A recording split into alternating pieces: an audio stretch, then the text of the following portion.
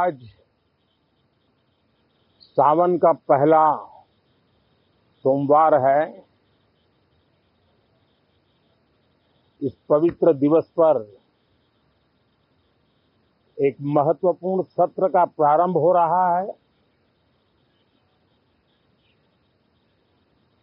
और सावन के इस पहले सोमवार को मैं देशवासियों को बहुत बहुत शुभकामनाएं देता हूं। आज संसद का मानसून सत्र का भी आरंभ हो रहा है। देश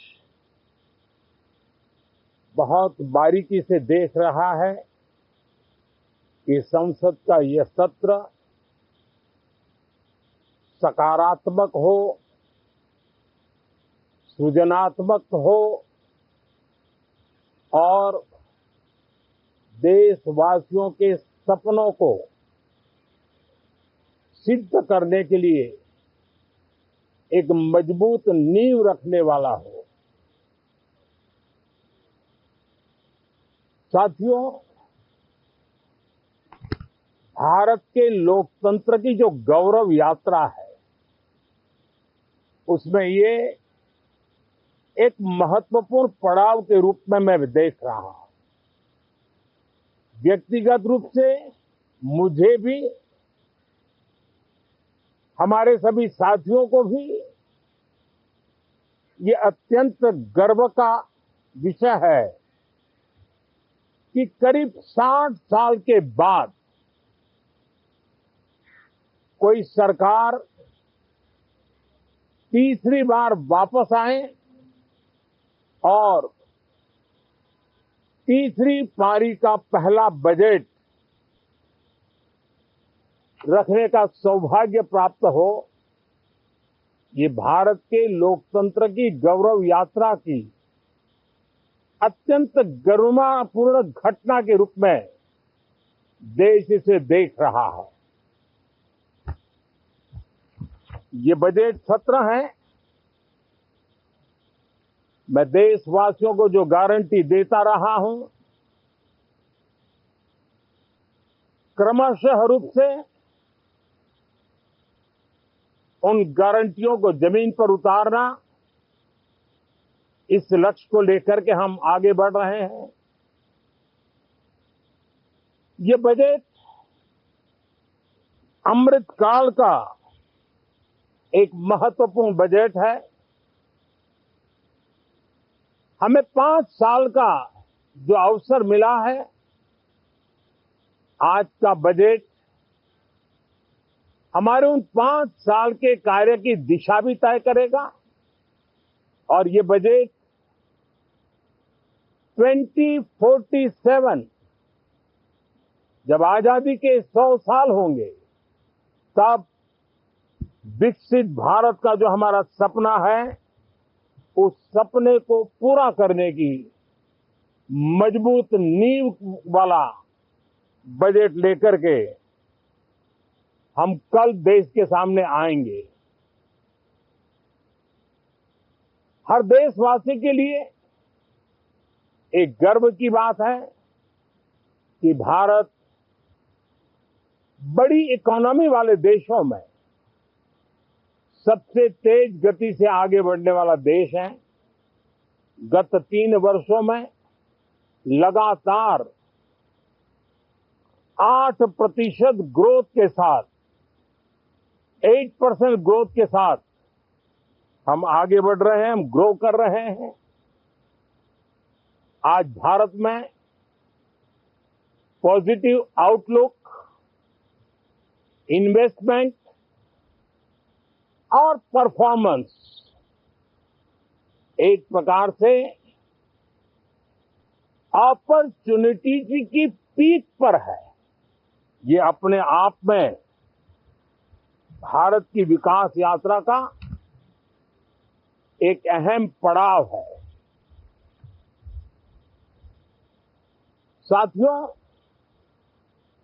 मैं देश के सभी सांसदों से किसी भी दल के क्यों न हो, मैं आज आग्रहपूर्वक कहना चाहता हूं कि हम गत जनवरी से लेकर के हम लोगों के पास जितना सामर्थ्य था, उस सामर्थ्य को लेकर के जितनी लड़ाई लड़नी थी लड़ ली। जनता को जो बात बतानी थी बता दी। किसी ने राह दिखाने का प्रयास किया, किसी ने गुमराह करने का प्रयास किया, लेकिन अब वो दौर समाप्त हुआ। देशवासियों ने अपना निर्णय दे दिया। अब चुने हुए सभी सांसदों का कर्तव्य है, सभी राजनीतिक दलों की विशेष जिम्मेवारी है कि हमने दल के लिए जितनी लड़ाई लड़नी थी लड़ ली। अब आने वाले 5 वर्ष के लिए हमें देश के लिए लड़ना है, देश के लिए जूझना है, एक और नेक बनकर के जूझना है। मैं सभी राजनीतिक दलों से भी कहूंगा कि आइए हम आने वाले 4 साढ़े 4 साल दल से ऊपर उठ करके सिर्फ और सिर्फ देश को समर्पित होकर के संसद के इस गरिमापूर्ण मंच का हम उपयोग करें। जनवरी 29 जब चुनाव का वर्ष होगा, आप उसके बाद जाइए मैदान में, सदन का भी उपयोग करना है कर लीजिए। वो 6 महीने जो खेल खेलने खेल लीजिए, लेकिन तब तक सिर्फ और सिर्फ देश के गरीब, देश के किसान, देश के युवा, देश की महिलाएं, उनके सामर्थ्य के लिए, उनको एम्पावर करने के लिए जन भागीदारी का एक जन आंदोलन खड़ा कर करके 2047 के सपने को पूरा करने के लिए हम पूरी ताकत लगाए। मुझे आज बहुत दुख के साथ कहना है कि 2014 के बाद कोई सांसद 5 साल के लिए आए,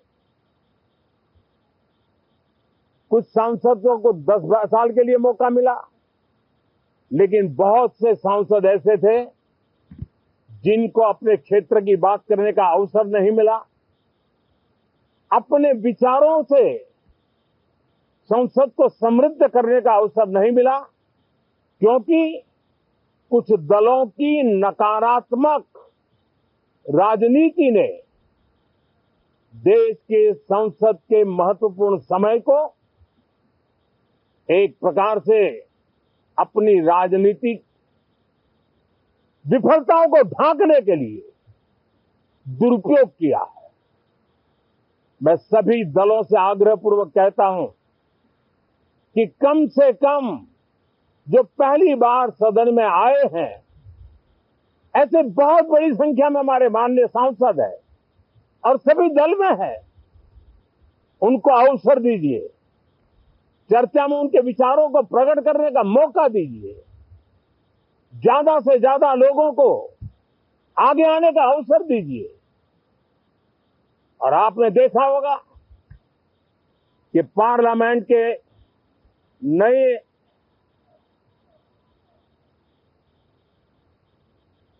संसद गठन होने के बाद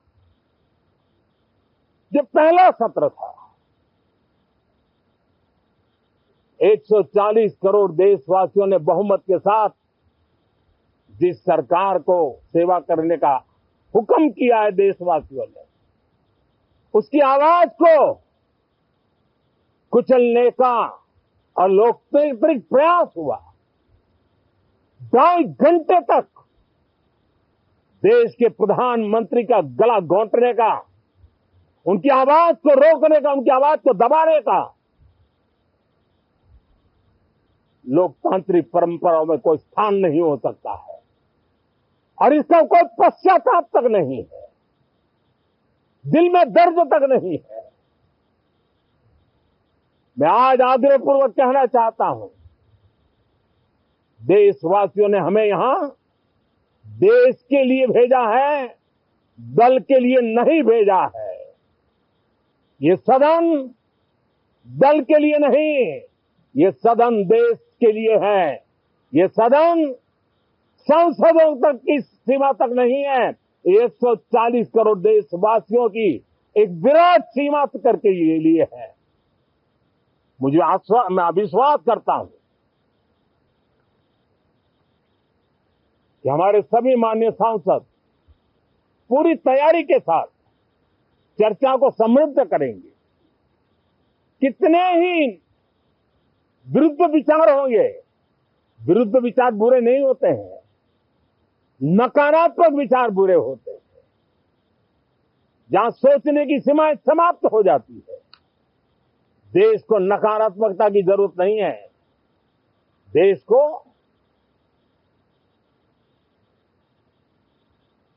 एक विचारधारा, प्रगति की विचारधारा, विकास की विचारधारा, देश को नई ऊंचाइयों पर ले जाने वाली विचारधारा से हमें आगे बढ़ाना होगा।